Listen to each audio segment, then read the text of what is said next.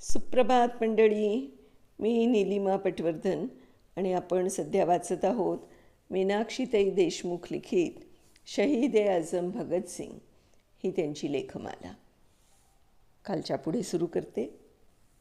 या क्रांतिकारकांचे उपोषण सरकारसाठी प्रतिष्ठेचा प्रश्न बनला. या काळात भगतसिंगांचे वजन दर आठवड्याला 5 पाऊंड कमी होत होतं. नंतर स्थिर झालं. उपोषण सुरू करतेवेळी भगतसिंगांचं वजन 133 पाऊंड होतं. जतींद्रनाथ दासांना पहिल्या वेळी जेव्हा बलपूर्वक दूध देण्यात आलं तेव्हा दूध श्वसन नलिकेत गेल्याने ते बेशुद्ध झाले होते. खरे तर त्यांनी मरण्यासाठीच उपोषण केलं होतं. जितेंद्रनाथ एक भावनाशील युवक होते, तर भगतसिंग यथार्थवादी होते. भगतसिंगांचा संघर्ष चालूच होता. देशातील वर्तमानपत्र उपोषणाच्या बातम्यांनी भरून गेली होती.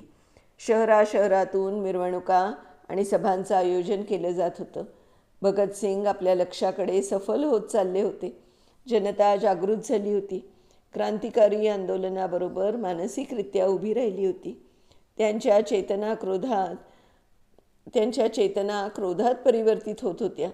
यांना सहानुभूती दर्शवण्यासाठी देशातील अन्य जेलमधील राजकीय कैद्यांनी उपोषण सुरू केलं. 13 सप्टेंबर 1929 रोजी जितेंद्रनाथ शहीद झाले. देशाने अश्रू ढाळले, संताप व्यक्त केला. उपोषणाच्या बातम्यांनी, वर्तमानपत्रांनी रान उठवलं होतं. जागोजागी जनतेचा रोष प्रकट होत होता.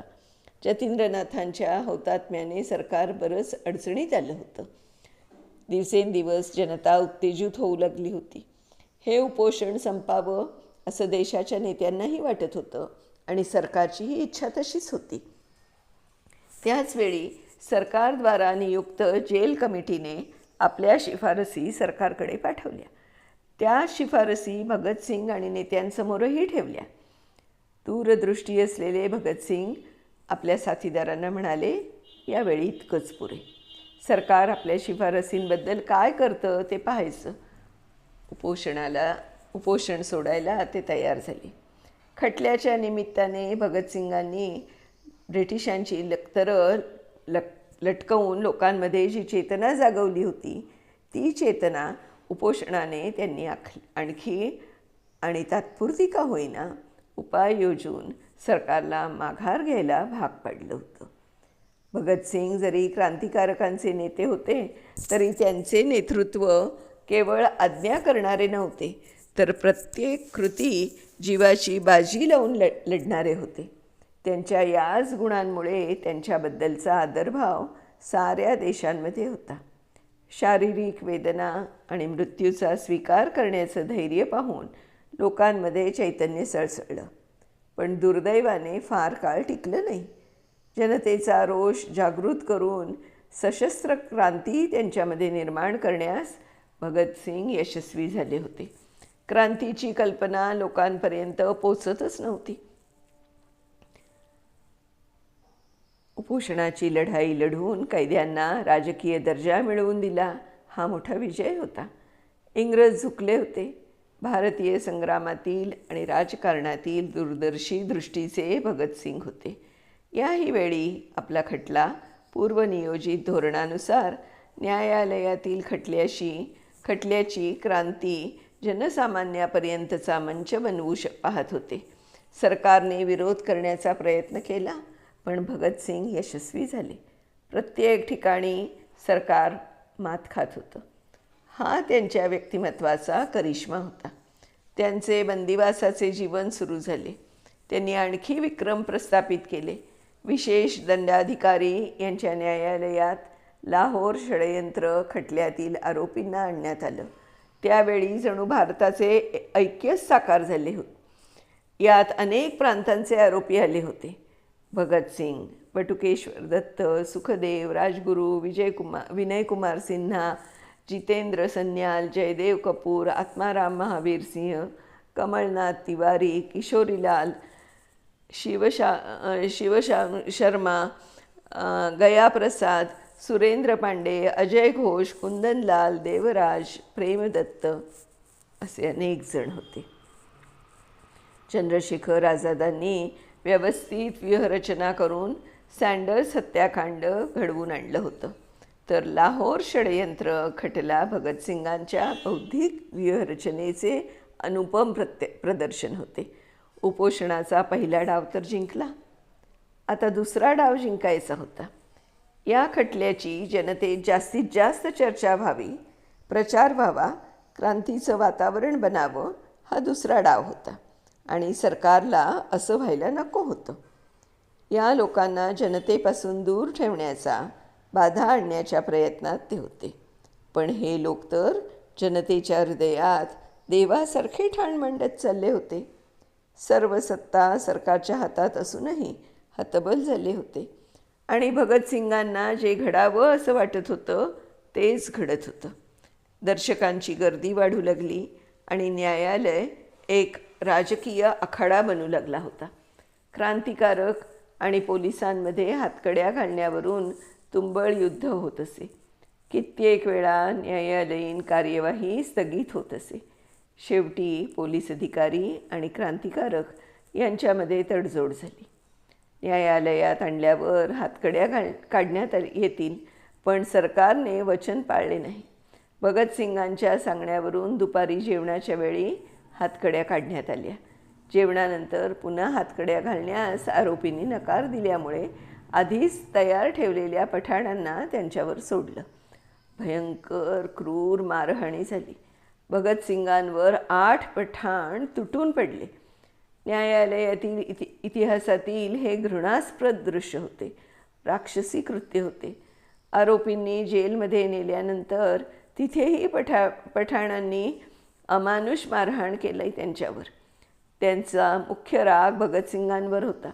पोलिसांनी सारा जोर अजमावल्यावर अहवाल देताना पोलीस म्हणाले, यांना मारून टाकता येईल, पण कोणत्याही प्रकारे न्यायालयात घेऊन जाता येणार नाही. न्यायालयात बरीच गर्दी असायची, त्यामुळे हे अमानुष कृत्य साऱ्या शहरात पसरलं. संध्याकाळी मेळावा भरला. दुसऱ्या दिवशी साऱ्या देशातील वर्तमानपत्र या रक्तरंजित बातमीनी भरली होती. संपादकीय लेखांमध्ये सुद्धा या कृत्याची घोर निंदा करण्यात आली. न्यायालयातील अमानुष मारहाणीच्या कृत्याची बातमी परदेशातही पोचली. तिथल्याही वर्तमानपत्रात छापून आली. पोलंडच्या एका महिलेनं या खटल्याची संपूर्ण कार्यवाही पाठवण्यास सुरक्षा समितीला म्हणजे डिफेन्स कमिटीला लिहिलं. साऱ्या देशाचे लक्ष खटल्याकडे लागले होते. हा विषय जागतिक चर्चेचा बनला होता. जपान, कॅनडा, दक्षिण अमेरिका इथून आर्थिक सहाय्य प्राप्त झालं. सरकारला झुकावं लागलं. बराच काळ असलेल्या अडथळ्यानंतर खटला पुन्हा सुरू झाला.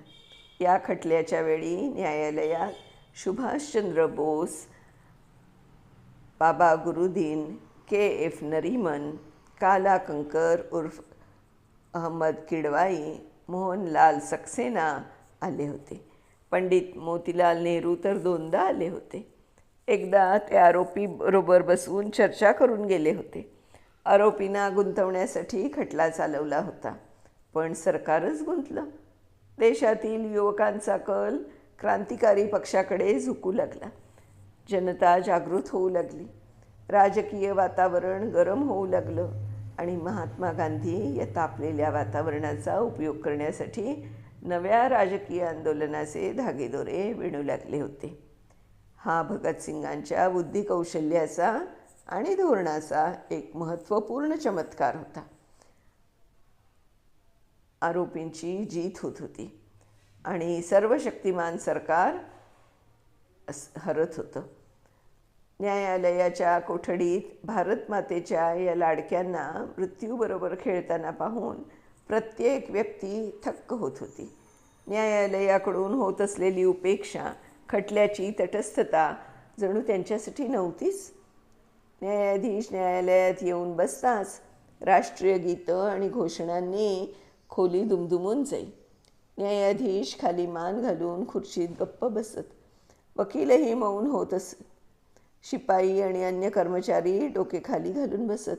क्रांतिकारकांचे नातेवाईक हे सर्व शांततेने पाहत संपूर्ण खोली बलिदानाच्या रंगाने रंगून गेल्यासारखी दिसे. न्यायालयात कैद्यांना हातकड्या घालून आणण्यामागे तसंच कारणही होतं. सरकारी बनलेला साक्षीदार जयगोपालने कैद्याकडे बघत काही अपमानकारक शब्द उच्चारले. ते सहन न होऊन सर्वात कमी वयाच्या प्रेमदत्तने जयगोपालवर चप्पल फेकल्यामुळे न्यायालयाची कार्यवाही थांबली होती. न्यायाधीशाने एक स्थायी आदेश दिला. कैद्यांना न्यायालयात हातकड्या घालूनच आणायचे. खटल्याच्या सुनावणी दरम्यान महत्त्वाच्या साक्षीदारांची, विशेषतः सरकारी साक्षीदारांची उलट तपासणी स्वतः कैदी करीत असत. सरकारी साक्षीदारांच्या बोलण्यातील असत्य आणि त्रुटी जनतेसमोर आल्याने युवकांना प्रशिक्षण आणि प्रेरणा मिळाल्याने ते हे कार्य घडावं असा ह्याचा उद्देश होता. हे कैदी कधी जाहीरपणे काम करण्याची संधी मिळाली की दौडत नसत. काकोरी दिवस, लेनिन दिवस, जसे लाला लजपतराय दिवस, श्यामजी वर्माचा मृत्यू, हंगेरी जेलमध्ये उपोषणामुळे कोणा राजकीय कायद्याचा मृत्यू दिवस, असे विशेष प्रसंगांचे ते खुल्या न्यायालयात प्रदर्शन करीत.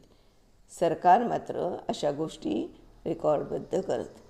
त्यामुळे कैदी स्वतः अपराधात फसून त्यांचे विरुद्ध पुरावे तयार होत होते. पण कैद्यांना परवाच नव्हती. ते अशा प्रसंगाचा उपयोग करून घेत असत. भगतसिंगांचे लक्ष देशविदेशात होणाऱ्या घडामोडींकडे होते. जेव्हा 19 ऑक्टोबर 1929 रोजी लाहोरला पंजाब छात्र न्यायसंघाचे दुसरे अधिवेशन सुभाषचंद्र बोस यांच्या अध्यक्षतेखाली आयोजित केलं होतं, त्यावेळी भगतसिंगांनी पाठवलेल्या शुभ संदेशामध्ये भावी राजकीय परिवर्तन आणि त्यांच्या दायित्वाचा उल्लेख केला होता. भगतसिंगांच्या डोक्यावर फाशीच्या शिक्षेची तलवार टांगलेली असूनही ते क्रांतीचा प्रचार करण्याची संधी सोडत नव्हते. न्यायालयात भगतसिंगांना भेटायला मोठमोठे नेते येऊन गेले. पंडित मोतीलाल नेहरूंनी तर कैद्यांशी 1 तास चर्चा केली होती. काय होती ती चर्चा? दोघांमध्ये कोणतीही कायदेशीर सहाय्याबाबत चर्चा झाली नव्हती. तर मोतीलालजींनी भगतसिंग यांना आश्वस्त केले होते की स्वातंत्र्यप्राप्तीला वेळ लागणार नाही. लाहोर कांडाचा पूर्ण उपयोग करण्याचा आग्रह भगतसिंगांनी पंडितजींना केला होता. क्रांतिकारी दलाद्वारे आणखी काही ठोस कार्य केले जाईल असं आश्वासन त्यांनी पंडितजींना दिलं होतं. अशा प्रकारची चर्चा असायची. चंद्रशेखर आझादांच्या सांगण्यावरून सँडर्सची हत्या केल्यावर भगतसिंग मोतीलाल नेहरू यांच्याकडे आर्थिक सहाय्य मागण्यास गेले असता त्यावेळी मागणी अस्वीकार केली होती. परंतु दुसऱ्या प्रसंगाच्या वेळी भगतसिंगांना धन दिलं होतं. हंगेरीतील एक राजकैदी उपोषणाने मृत्यू पावला. शोकदिन भगतसिंगांनी पाळला आणि अशा प्रकारे राष्ट्रीय प्रश्नाला आंतरराष्ट्रीय प्रश्नाशी जोडलं. न्यायालय काय निर्णय देईल ही चिंता भगतसिंग आणि त्यांच्या साथीदारांना कधीच नव्हती. फासाच्या दोराकडे सरकणारे भगतसिंग आणि त्यांचे साथी अशा वातावरणातही कसे आनंद साजरा करतात हे खालील घटनेवरून कळून येईल. दुपारच्या जेवणाच्या वेळी कैद्यांना भेटण्याची अनुमती नातेवाईकांना होती. जवळच्या एका खोलीत नातेवाईकांना बसवलं जाई. त्यावेळी खाण्यापिण्याच्या वस्तू देण्यावर प्रतिबंध नव्हता, परंतु त्या वस्तू तिथेच खाल्ल्या पाहिजेत हा नियम होता. ज्या वस्तू जेलमध्ये मिळत नाहीत त्या वस्तू नेल्या जात आणि तेही आवडीने खात. कित्येक वेळा पुढच्या वेळी अमुक गोष्ट आणा असं सांगायत. भगतसिंगांना केक खूप आवडतो म्हणून नेला, तर त्यात अंडं असल्यामुळे ते खाऊ शकले नाहीत. दुपारच्या जेवणाचा हा 1-1.5 तास प्रेमळ वातावरणात संपत असे. त्यांच्या डोक्यावर मृत्यू घिरट्या घालतोय. ज्यांना काळ्या पाण्याची शिक्षा झाली आहे अशा वातावरणात त्यांचं हे हास्य बघण्यासारखं असायचं. मंडळी, याच्या पुढचा भाग आपण उद्या वाचणार आहोत. तर तोपर्यंत मी निलिमा पटवर्धन आपली रजा घेते. मीनाक्षीताई, तुमचे खूप खूप आभार की तुम्ही मला ही भगतसिंगांची जी लेखमाला आहे शहीद-ए-आझम ते वाचायची परवानगी दिलीत. धन्यवाद. उद्या भेटूया पुढच्या भागासह. तोपर्यंत नमस्कार.